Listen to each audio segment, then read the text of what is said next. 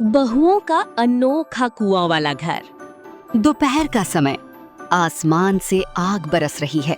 चारों तरफ सन्नाटा है और जमीन सूखी पड़ी है।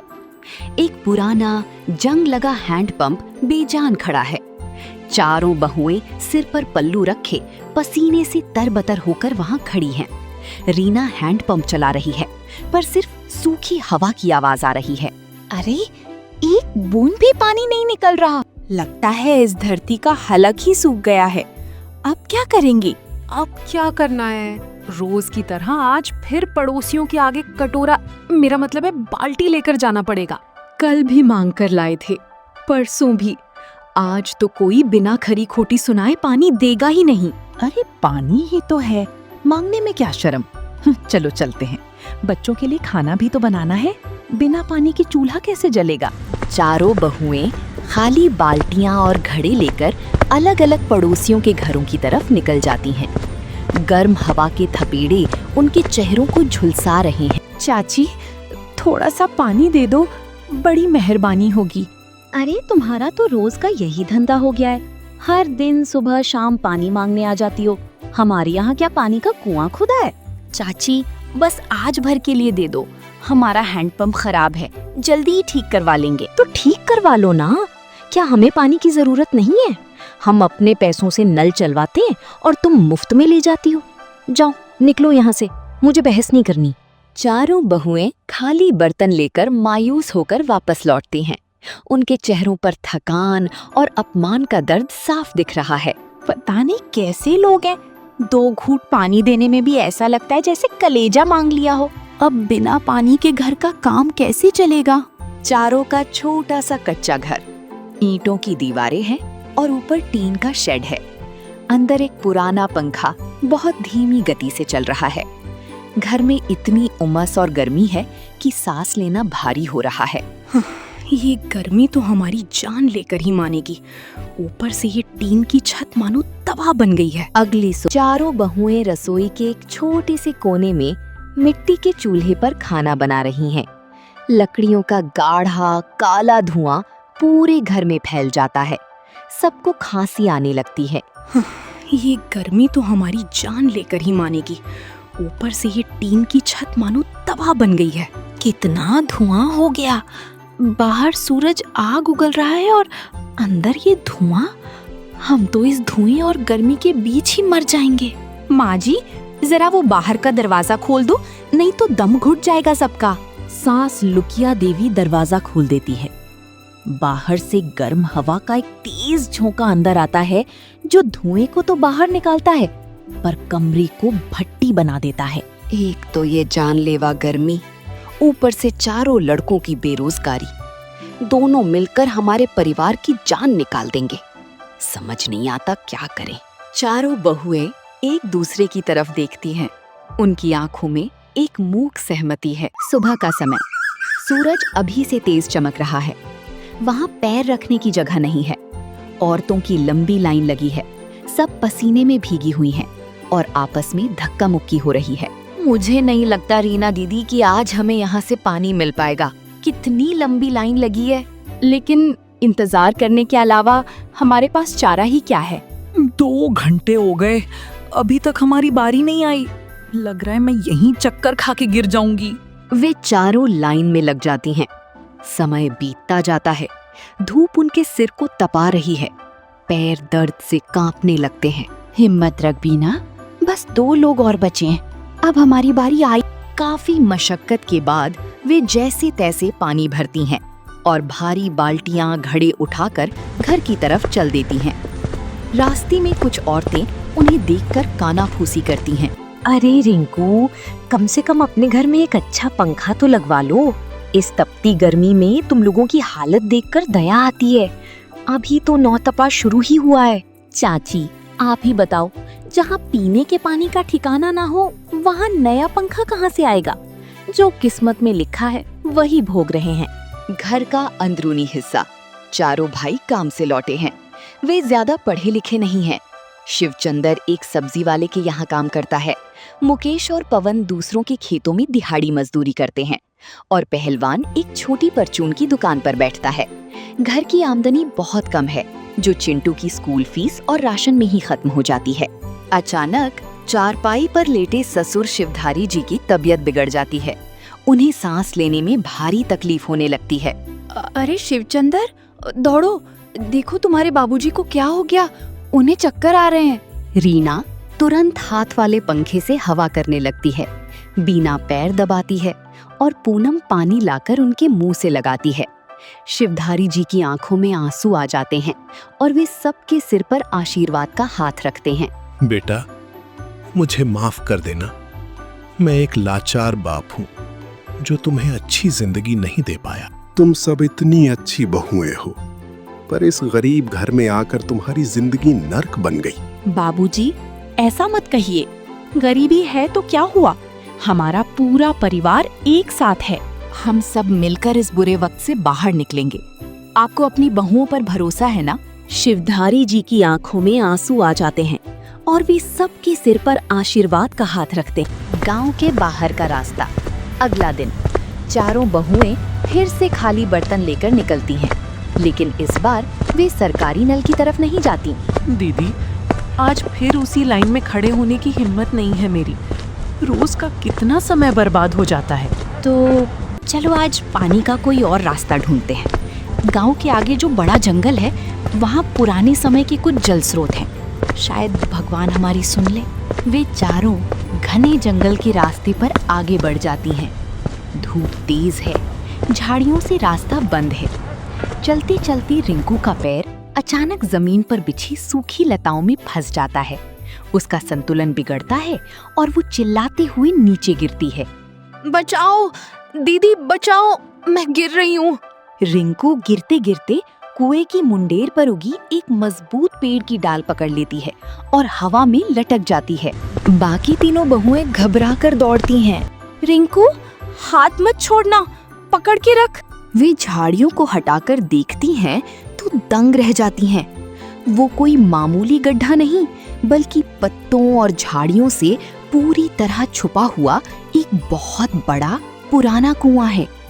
कुआं गहरा है और नीचे पानी नहीं, बल्कि सूखी मिट्टी है। पास के पेड़ से एक मोटी लकड़ी तोड़कर लाती है। रिंकू, इसे पकड़। रिंकू लकड़ी पकड़ती है और तीनों बहुएं पूरी ताकत लगाकर उसे ऊपर खींच लेती हैं। रिंकू जमीन पर बैठकर हांफने लगती है, लेकिन जैसे ही वो ऊपर आती है, उसे नीचे से आती ठंडी हवा का झोंका महसूस होता है। दीदी, मेरी जान तो बच गई, लेकिन एक बात बताऊं, जब मैं नीचे लटकी थी तो अंदर से इतनी ठंडी हवा आ रही थी, ऐसा लगा जैसे किसी ठंडे पहाड़ की गुफा हो। अरे, तेरा दिमाग तो ठीक है। अभी नीचे गिर के हड्डी पसली एक हो जाती और तुझे ठंडक की सूझ रही है। नहीं बीना, रिंकू सही कह रही है। जरा ध्यान से महसूस करो। नीचे से सचमुच बहुत ठंडी और ताजी हवा आ रही है। नीचे से सचमुच बहुत ठंडी और ताजी हवा आ रही है। बाहर की ये तपती धूप इस कुएं के सामने कुछ भी नहीं है। चारों बहुएं कुएं की मुंडेर पर बैठकर इस बात पर हंसने लगती हैं और उनकी हंसी उस सुनसान जंगल में गूंज उठती। गांव का सरकारी स्कूल। दोपहर का समय। मैदान में बच्चे प्रेयर यानी असेंबली के लिए खड़े हैं। तेज धूप है। रिंकू का बेटा चिंटू पसीने से नहाया हुआ है। अचानक उसकी आंखें बंद होने लगती हैं और वो जमीन पर गिर जाता है। स्कूल वाले तुरंत घर पर खबर करते हैं। चिंटू का पिता मुकेश बदहवास होकर स्कूल भागता है और उसे गोद में उठाकर डॉक्टर के पास ले जाता है। घबराने की बात नहीं है, लेकिन इसे भयंकर गर्मी के कारण डिहाइड्रेशन हुआ है। इसके शरीर में बिल्कुल जान नहीं बची है। इसे किसी ठंडी जगह पर रखिए, कूलर या पंखे के नीचे। अगर ज्यादा गर्मी में रहा तो हालत और बिगड़ सकती है। मुकेश चिंटू को घर लाता है। घर में पंखा तो नाम का है। रिंकू और पूनम बारी बारी से हाथ के पंखे से चिंटू को हवा करती हैं।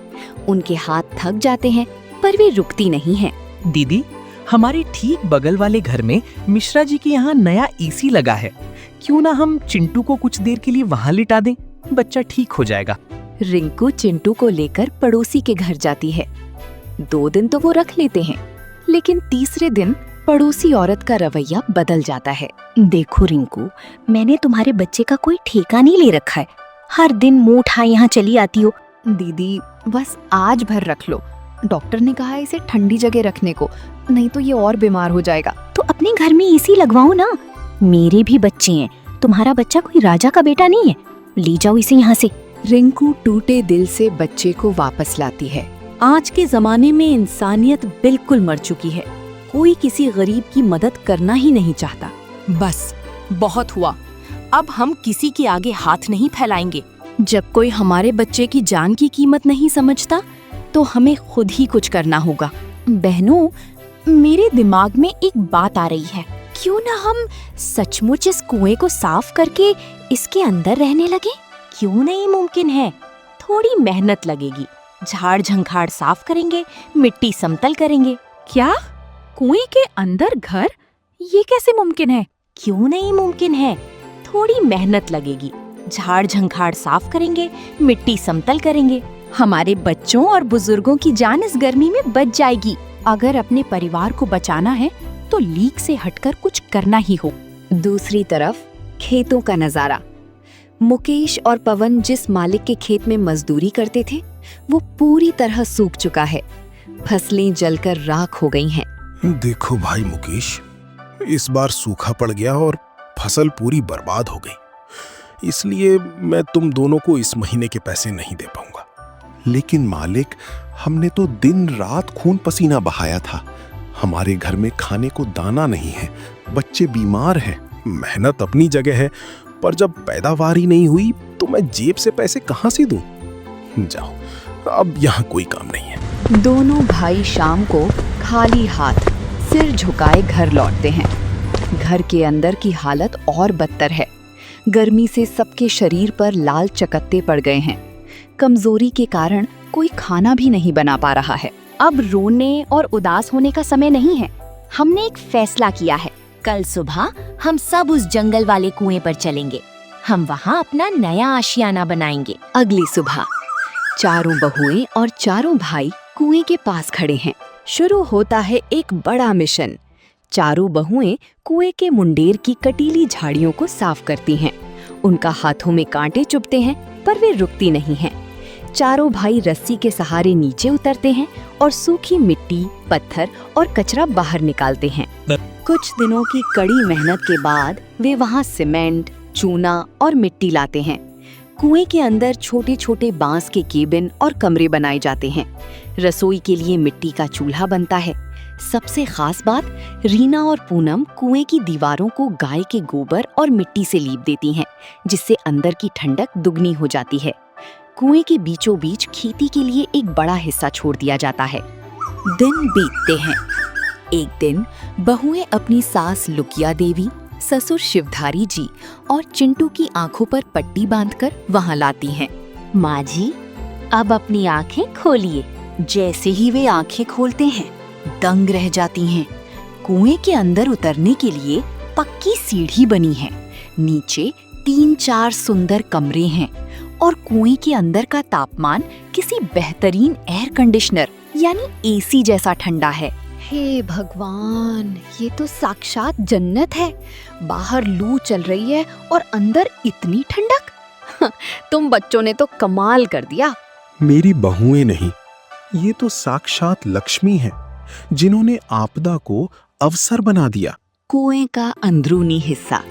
कुछ महीने बाद अब ये जगह एक आत्मनिर्भर जादुई दुनिया बन चुकी है।